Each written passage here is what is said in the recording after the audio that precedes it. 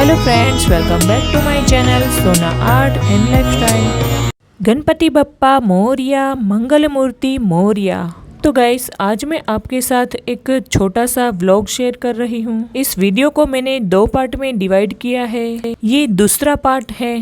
पहला पार्ट मैंने कल ही शेयर कर दिया है। इस वीडियो को आप फुल स्क्रीन में ही वॉच कीजिएगा ताकि आगे जो भी क्रिएटिविटी है वो आपको अच्छे से दिख पाएगी।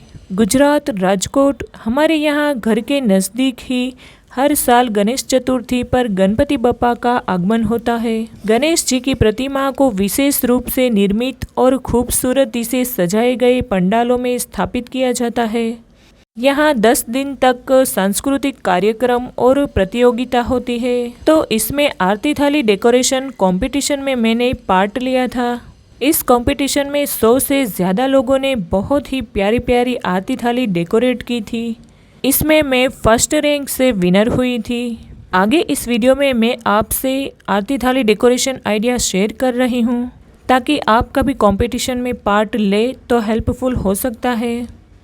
मैंने जो थाली डेकोरेट की है उसका डिटेल में वीडियो आपको मेरी चैनल पे मिल जाएगा। एंड वीडियो पसंद आए तो वीडियो को लाइक, शेयर एंड चैनल पे नए हो तो चैनल को सब्सक्राइब कर ले। So let's enjoy the video.